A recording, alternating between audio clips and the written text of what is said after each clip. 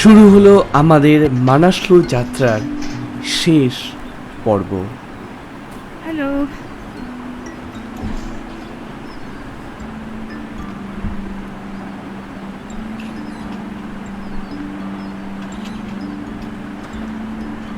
আজ সকাল থেকেই মনটা একটু হলেও খারাপ লাগা শুরু হয়েছিল।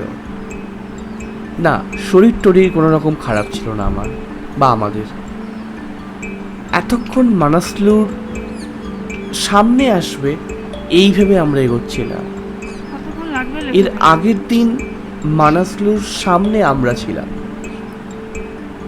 এবার আস্তে আস্তে মানাসলুর থেকে আমাদের দূরত্ব বাড়া শুরু করলো। আজ আমরা এই গ্রাম থেকে চলে যাব ধর্মশালা। এখান থেকে এক কথায় মানাসলু দেখাই যায় না। ওই যেতে যেতে একটু উঁকি মারলে যদি দেখা সম্ভব হয় বা আপনার ভাগ্য যদি আপনার সাথ দেয় তাহলে আপনি দেখতে পারবেন। যাই হোক, আমরা আজকের হাঁটা শুরু করলাম। দেখা যাচ্ছিল মানাসলু টুকটুক করে চলে আসি রাস্তার বিবরণে। গ্রাম থেকে প্রথমে কিছুটা সমতল, তারপর একটু ডাউনে এসে একটা রিভার ক্রস করে এই জায়গাটায় উঠতে হয়। এইখানে উঠতে একটু কষ্ট হয়, কিন্তু এই জায়গাটা একবার পৌঁছে গেলে এরপর রাস্তাটা গ্র্যাজুয়ালি রাস্তাটা কিন্তু মুভ করছে, গ্র্যাজুয়ালি আপস্টেয়ার। প্রচণ্ড খারাপ, প্রচণ্ড ডাউন একরকম একদমই নেই। মানে বলতে গেলে আমি তো প্রথম থেকেই দেখছিলাম যে মানাসলুর রাস্তাটা বেশ সুন্দর। ভাবছিলাম পরে হয়তো কোনো ডিফিকাল্ট রাস্তা আসবে, কিন্তু এখনো অবধি বিফোর টু লার্কে পাস এখনো অবধি রাস্তা একদম মাখনের মতো স্মুথ যাকে বলে। আপনি বিশ্বাস নয়, নিজে দেখুন রাস্তা কতটা স্মুথ। এই জায়গাটায় কিন্তু একটু লুজ সয়েল ছিল, তাই একটু সাবধানতা অবলম্বন করে আপনাকে হাঁটতে হবে। আবার এখান থেকে টার্ন নিয়ে ওই বাঁক থেকে আপনাকে রাইটে যেতে হবে, তারপর আবার আপনাকে পথ চলা শুরু হবে। এইখানে অনেকেই রেস্ট নিচ্ছিল।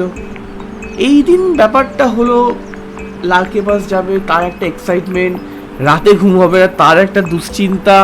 তাই সবাই, আমার যেটা মনে হয়েছিল, এনার্জি স্টোর করতে করতে হাঁটছিল, যতটা এনার্জি স্টোর করা যায়। কারণ হাই অল্টিটিউডে ঘুমটা হয় না জেনারেলি, নাম্বার 1। নাম্বার 2, আপনাকে লার্কে পাসের জন্য বেরোতে হবে রাত্রির 4টের সময়, তাহলে ব্রেকফাস্ট করতে হবে রাত 3টের সময়। সেই কারণে আগে ঘুমোতে যেতে হবে। ঘুম আসবে কি আসবে না কেউ বলতে পারছে না, কারণ আমরা জানি ঘুমানোর সময় আমাদের শরীরে প্রপার রিকভারি হয় এবং ঘুমানোর পরেই আমাদের শরীর বেশ তাজা তাজা ফিল করি। তো আমরা আস্তে আস্তে হাঁটছিলাম এই রাস্তা দিয়ে, একদম আঁকা বাঁকা রাস্তা। তবে হ্যাঁ, আজকের কিন্তু আমি কোনো রকম ঘোড়ার সম্মুখীন হইনি, এটা ভাবছিলাম। এটা ভাবতে ভাবতে একটু পরে দেখলাম যে পিছন থেকে এক গাদা ঘোড়া আসছে। সেটা হয়তো এই ভিডিওতে নেই বটে, কিন্তু আমরা ঘোড়ার সম্মুখীন এই রাস্তায় হয়েছিলাম। একদম গাছ নেই বললেই চলে, কিন্তু আমাদের নিঃশ্বাসের কোনো রকম প্রবলেম এখানে হচ্ছিল না। বেশ আস্তে আস্তে আমরা যাচ্ছিলাম, জল খাচ্ছিলাম, আপেল খাচ্ছিলাম। এখানে কিন্তু আপেল খাচ্ছিলাম বলতে সেই কিন্তু ওই আগের আমাদের লিহি গ্রামে বা অন্যান্য গ্রামে যে আপেলগুলো সংগ্রহ করেছিলাম সেইগুলো আমরা খেতে খেতে আসছিলাম। আমরা ডান দিকে পুরো মাউন্টেন রেঞ্জ আর বাঁ দিকে সুন্দর এক রাস্তা।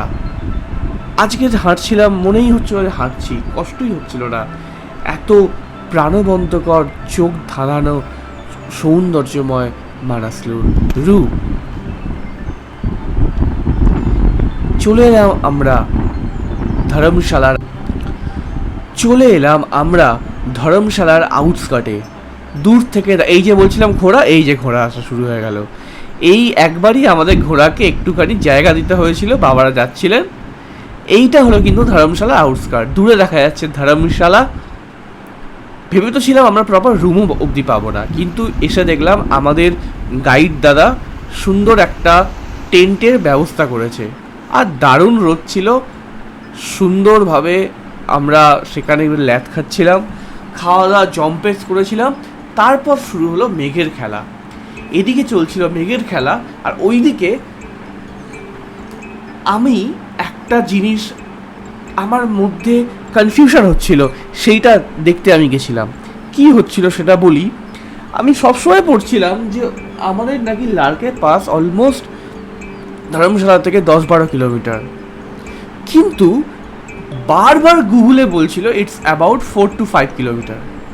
এবার ভেবে দেখুন 15 কিলোমিটার আর 5 কিলোমিটার, মানে আপনি মাইন্ডসেটটা ভেবে দেখুন কতটা হেলা নেবেন ডিফারেন্স। তাই আমি কি করলাম, লার্কে পাশের যে রাস্তা আছে সেই রাস্তা বরাবর হাঁটা শুরু করেছিলাম, বিশ্বাস করুন, খাওয়া দাওয়া করে জল খেতে খেতে। কিন্তু মজার কথা, ওই রাস্তা দিয়ে অনেকেই ফিরছিল, মানে নেপালের লোকেরাই ফিরছিল।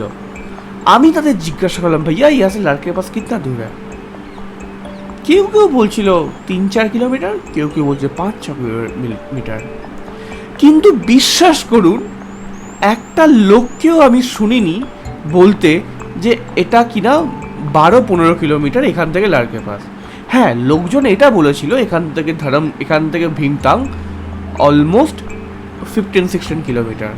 বাট এই কথাটা ভুল যে এখান থেকে মানে ধর্মশালা থেকে লার্কে পাস 10-12 কিলোমিটার।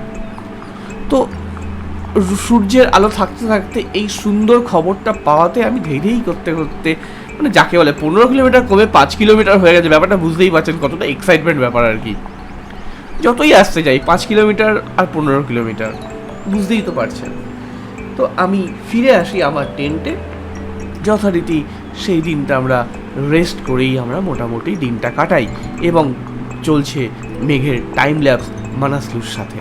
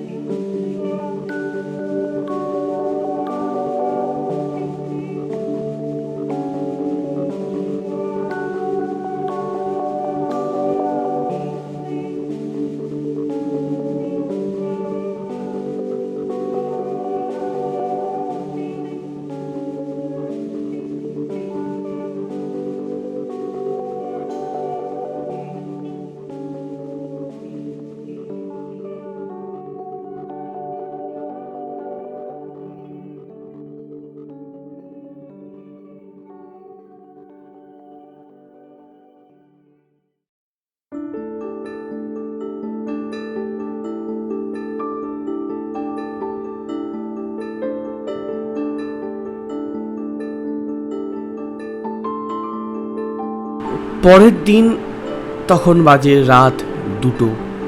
আমাদের ব্রেকফাস্ট হাজির আমাদের সামনে। কি খেয়েছিলাম না খেয়েছিলাম মনে নেই, মোটামুটি এইটুকু শুধু বুঝেছিলাম, না খেলে কিন্তু হাঁটতে পারবো না আমরা। খাওয়ার বিশ্বাস কোনো ইচ্ছাও ছিল না, যেটুকু পেরেছি খেয়েছি, খেয়ে আমরা হাঁটা শুরু করেছি। এবার আসি আমাদের ফাইনাল রাস্তার বিবরণ। দেখুন, ধর্মশালা থেকে প্রথম 1-150 মিটার একটু স্টিপ, খুব নয়, একটু স্টিপ। এই 1-150 মিটার পেরিয়ে যাওয়ার পর রাস্তা কিন্তু মোটামুটি ফ্ল্যাট। এই দেখুন, সবাই লাইন ধরে মার্চ করে তাদের মতো করে এগোতে শুরু করেছে। কিন্তু বিশ্বাস করুন, ফাটিয়ে ঠান্ডা ছিল। আস্তে আস্তে রোদের আলো ফুটতে শুরু করলো। মাউন্টেনের মাঝে আমরা, এতদিন কিন্তু এত বরফ আমরা পাইনি। মাউন্টেনের মাঝে আমরা চলতে শুরু করলাম। মাঝখানে এসেছিল বীরের একটা লেক, একটা, এই যে দেখুন লেকটা এখনো অবধি জমেনি। এখানে আমরা বসে রেস্ট করছিলাম, কারণ হাতটা একদম জমে যাচ্ছিল। তখনও সূর্যের আলো হাতে পড়ে, ওই দেখুন টঙে মাথায় সূর্যের আলো। এইখানে এসে আমরা একটা চা দোকান পাই। সেই চা দোকানে কিছুটা চাও খাই। তখনও আমাদের মানাসলুর যে লার্কে পাস আমাদের থেকে হার্ডলি 1-1.5 কিলোমিটার দূরে, কিন্তু অল্টিটিউডের কারণে আমরা খুবই আস্তে আস্তে হাঁটছিলাম। লার্কে পাসে গরম গরম চা খেলাম, খেয়ে আবার আমরা হাঁটা শুরু করলাম। না, এখানে এই লোকটি শুয়ে আছে, অন্য কিছু ভাববেন না কাইন্ডলি। মজার কথা হলো, প্রত্যেকটা জায়গায় একটু একটু যাওয়ার পর কিন্তু একটা করে সাইন, মানে একটা করে স্টিক পোঁতা আছে, যেখানে শো করা হচ্ছে রাস্তাটা কোন দিকে। এই যে চড়াইটা দেখতে পাচ্ছেন, এখান থেকে চড়াইটা ক্রস করার পরেই আবার কিন্তু ব্যাপারটা কিন্তু একদম স্মল, একদম ফ্ল্যাট রাস্তা। দেখুন রাস্তা, এই দেখুন একদম ফ্ল্যাট হয়ে আমরা যাচ্ছি রাস্তা দিয়ে। অদ্ভুত ব্যাপার, এখানে আমরা যখন হাঁটছিলাম কিছু জন্তু জানোয়ারের পায়ের ছাপ পাওয়া গেছে। কি জন্তু গেছে, কোন জন্তু গেছে সেই বিষয়ে আমি আর গেলাম না, আমরা ভাবিও নি। আর আমরা পুরো লার্কে পাসটা কিন্তু এখান থেকে দেখা যাচ্ছিল, খুব ছোট। কিন্তু মজার কথা হলো, পুরো জিগজ্যাগ ওয়েতে আমাদের লার্কে পাসে যেতে হবে। কোনো স্ট্রেট কাট হয়নি। স্ট্রেট কাট হয়ে হলো 1-150 মিটার বলে মনে হতো, কিন্তু জিগজ্যাগ বলে আমাদের প্রায় 1-1.5 কিলোমিটার বা 2 কিলোমিটার আমাদের হাঁটতে হয়েছিল। আমাদের খুবই আস্তে আস্তে আমরা মুভ করছিলাম, জল খাচ্ছিলাম। এই প্রিপারেশনটা আমরা এমবিসি যাওয়ার দিন করে নিয়েছিলাম, কতটা জল খাবো কতটা জল খাবো না, যতটা পেরেছিলাম জল ক্যারি করেছিলাম।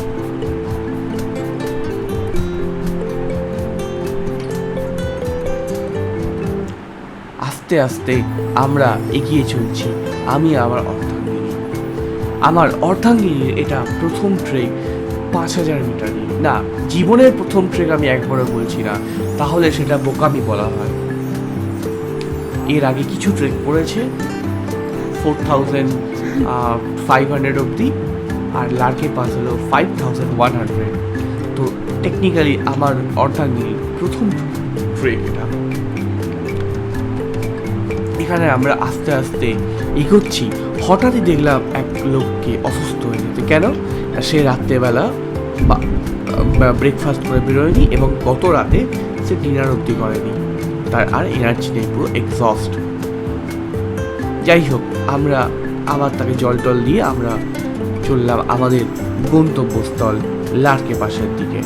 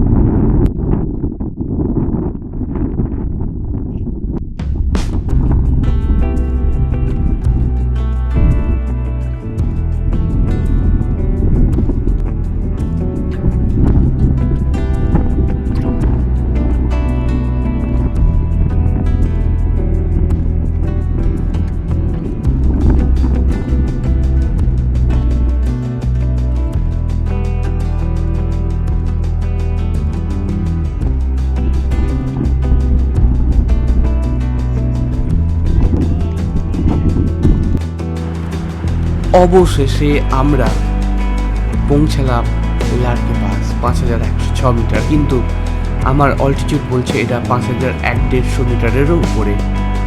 এ এক অনর্বচনীয় মুহূর্ত। বিশ্বাস করুন, এই লার্কে পাস আসার জন্য অনেকের সাথে প্ল্যান হয়েছিল, অনেক কাছের মানুষের সাথে প্ল্যান হয়েছিল, কিন্তু শেষ মোমেন্টে সবাই কোনো না কোনো কারণে বা কারণ দেখিয়ে ব্যাক আউট করে যায়।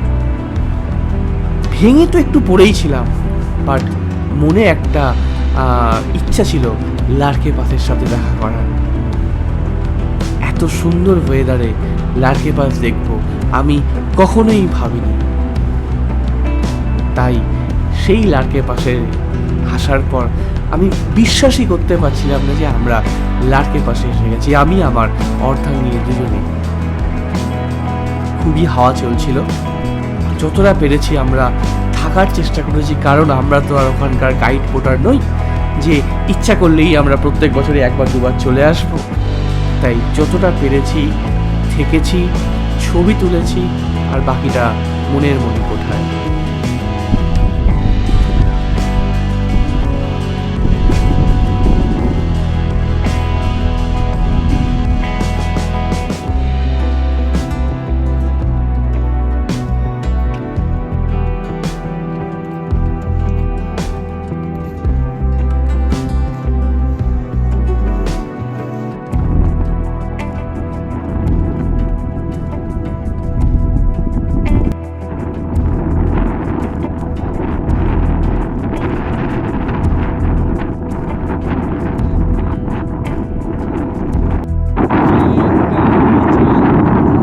ঝিক ঝিক ঝিক ঝিক ঝিক।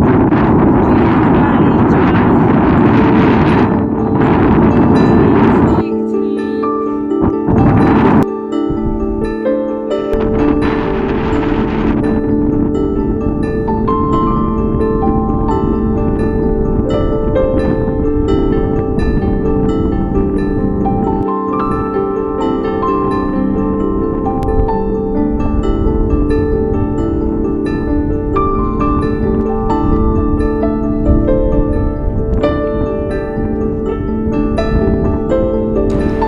এবার আমাদের ফেরার পালা। আমাদের যাওয়ার কথা ছিল ভীমথাং, কিন্তু ওই যে নেপাল একটা সুবিধা যে যতদূর হাঁটতে হবে ততটাই। তো দেখলাম ভীমথাং যাওয়ার আগে একটা সেটেলমেন্ট আছে, তো আজকে ভাবলাম আমরা ওইখানেই থেকে যাই। তো আমরা ওই সেটেলমেন্টেই আমরা সেদিনকার মতো দিন কাটিয়েছিলাম। তবে সেখানে পৌঁছতে পৌঁছতে আমাদের কিন্তু অনেক বেলা হয়ে গেছে। ওই যে দেখা যাচ্ছে যে গিরিখাতরা, ওর জাস্ট পাশেই সেটেলমেন্টটা ছিল আর কি। দূর থেকে দেখা যাচ্ছে সেটেলমেন্টটা, শুধু মনে হচ্ছে কখন পৌঁছাবো আর গিয়ে গোগ্রাসে গিলবো। খুবই খিদে পাচ্ছিল, গতকালে প্রপারলি খাওয়া দাওয়া হয়নি। সেখানে রাত কাটিয়ে পরদিন শুরু হলো আবার যাত্রা, ফেরার পালা যাকে বলে। একদম সমতলে হাঁটছি বলে মনে হচ্ছে। সমতল দিয়ে ভীমতাং ক্রস করে আমরা গ্র্যাজুয়ালি ফিরছি। সেই দিনে আমরা রাতে থেকে গেছিলাম তোমাদের, এই হলো যে ভীমতাং। এইখানে আমরা জেনারেলি থাকি, সবাই লার্কে পাস ক্রস করে। আমরা থাকতে পারিনি, ইটস ওকে, থাকতে পারি না, ঠিক আছে, কি করা যাবে। তো ভীমতাং থেকে ক্রস করে এটা এটা আর একটা গ্রাম আছে, ওই গ্রামে আমরা খাওয়া দাওয়া করেছিলাম। ওইখানে খাওয়া দাওয়া করে আবার আমরা হাঁটতে শুরু করি।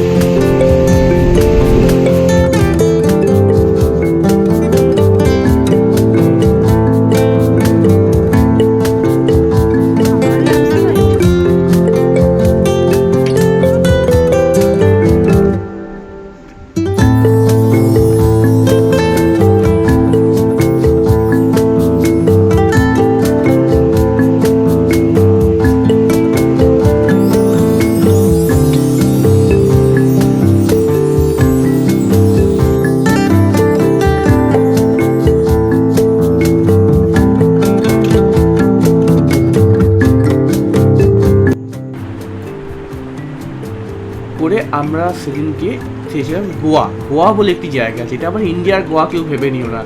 গোয়া বলে জায়গা আছে একটা, এবং এখানে প্রচণ্ড আপেল গাছ আছে, অনেক আপেল গাছ আছে। তো লাস্ট দিন আমরা এইখানেই ছিলাম। পরদিন এইখানে থেকে পরদিন প্ল্যান হলো যে আমরা নেক্সট গ্রামে গিয়ে, জগৎ বলে গ্রাম, ওই গ্রামে গিয়ে আমরা গাড়ি ধরবো। গাড়ি ধরে ফাইনালি গো ফর দ্য লোকালয় যাকে বলে। এই যে পরদিনের হাঁটা শুরু হয়ে গেছে। জাস্ট এখান থেকে 3-4 কিলোমিটারই রাস্তা ছিল। ওই যে নিচে দেখা যাচ্ছে গ্রামটা, তখনও দেখা যাচ্ছে, আর দূর থেকে গাড়ি দেখতে পাচ্ছি।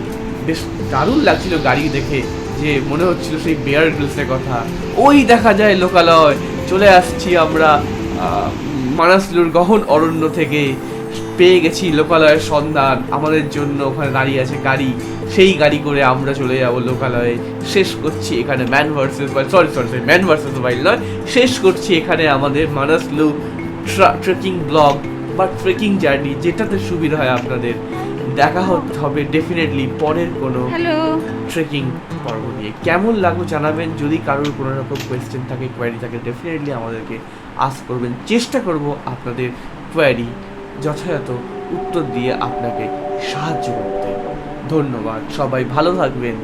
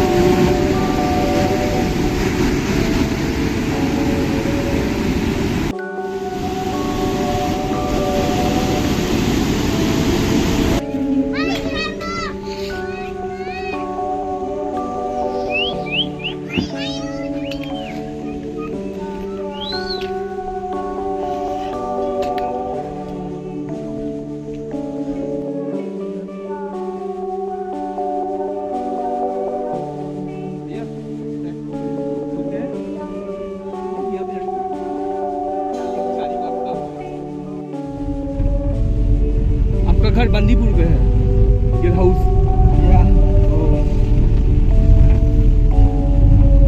Near to Kathmandu, near to Pokhara. Bandipur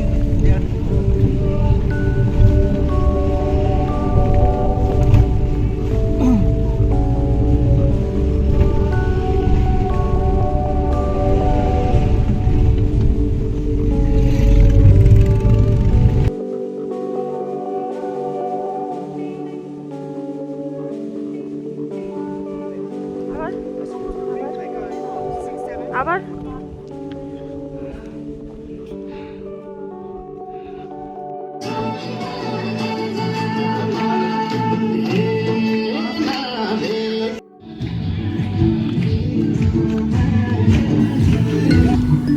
এবার পুরাই মিস।